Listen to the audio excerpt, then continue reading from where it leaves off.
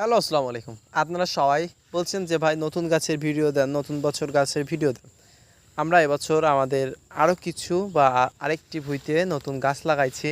সেটা স্ক্রিনে দেখতে পাচ্ছেন যে গাছের বয়স কিন্তু বেশি দিন না, ও আপনার 2 মাস 2.5 মাস বয়স। এর ভিতরেই কত কত বড় বড় হয়ে গেছে গাছ।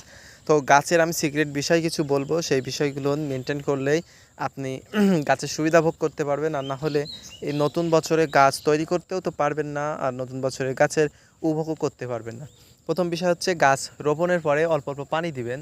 গাছ প্রথমত বাঁচাই নেবেন, মানে গাছ দেখছেন যে বেঁচে গেছে বা পালসি দিছে, অনেক একটু পালসি হয়েছে বড় বড়, তখন থেকে গাছে পানি দিবেন। যতবারই পানি দিবেন ততবারই খুব অল্প দু এক দানা সার দিবেন। কেমন সার দিবেন আমি বলি। বিঘা ভুঁইতে সর্বোচ্চ 1 বিঘা জমিতে সর্বোচ্চ 2 থেকে 3 কেজি সার দিবেন। 2 থেকে 3 কেজি সার দিবেন বা 2 কেজি করে সার দিবেন বিঘা প্রতিতে। হ্যাঁ, 2 কেজি সার অনেক হয়ে যায়, তারপরেও দেন। যতবার পানি দিবেন ততবার সার দিবেন, অল্প অল্প করে সার দিবেন।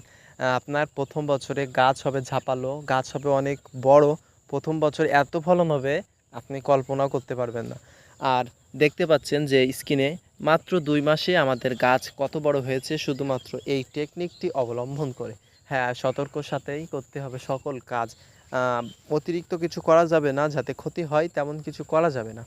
আপনি অবশ্যই বুঝতে পাচ্ছেন যে গাছের কতটুকু বয়স আর কত বড় হয়েছে। ফুল আসার সিজন মুখেই কত গাছটি আরও কত বড় হয়ে যাবে। আসসালামু আলাইকুম, সবাই ভালো থাকবেন। আজকে ভিডিওতে এতটুকুই। পরের ভিডিও চাইলে কি বিষয়ে অবশ্যই কমেন্ট বক্সে জানিয়ে যাবেন। আসসালাম।